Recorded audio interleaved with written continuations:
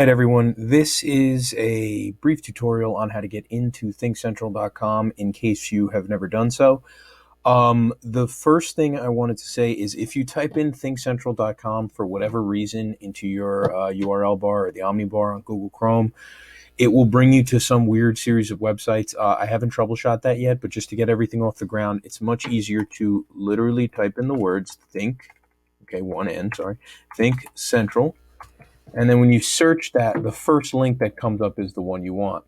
Now, because I've been to this website many, many times, the first thing that you're going to do, or you guys are going to need to do, has already been done for me because it's saved. So you are going to have you're going to have to choose your country, state, right? U.S., New Jersey. You're going to have to choose the district and the school. And for all of us involved here, that's our information. So your password, again, first three letters of your first name and your entire last name. Mine is different. As a teacher, I've had to change it a few times. So anyway, once you do that, you'll log in, and your screen's going to look a bit different than mine. You're going to have see all tasks done here.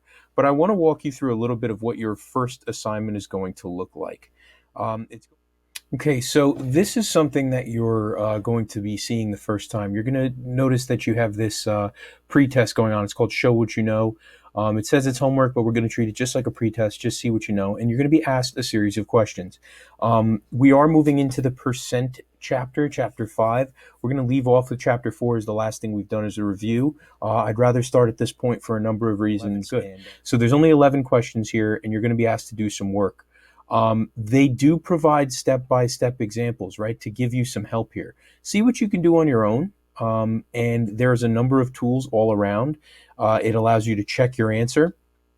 And when you're finished with the assignment, please make sure, just like in Google Classroom, you check done, right? Mark your assignments from the assignment landing page as done.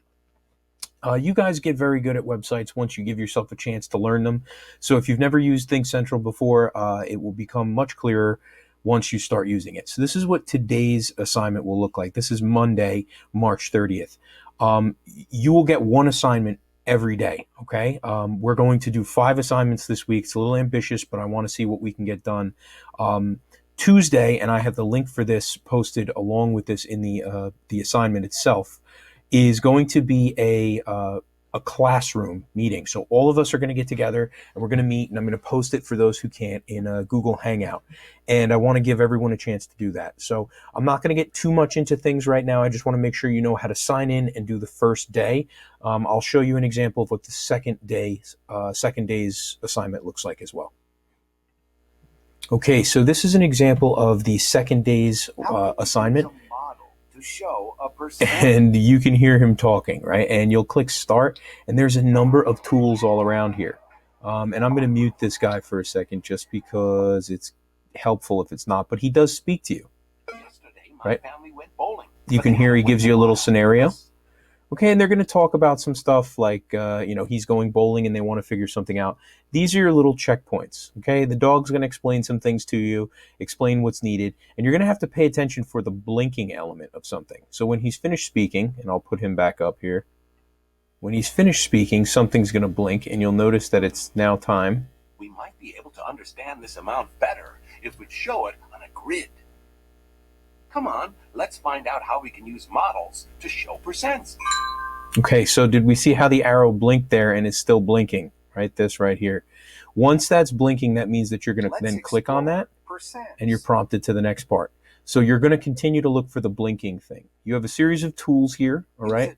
We'll dig more into this in our meeting. The percent, then tell what it represents. This 10 by 10 grid contains one. And he's going to go on and explain stuff. All right, so this is, or that was rather Monday's assignment, or that was rather Tuesday's assignment, and we're going to leave things there for now.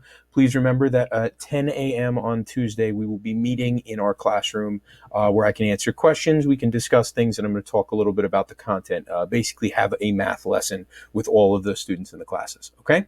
So so I'm going to push that assignment out now, and I will see you all out in the classroom.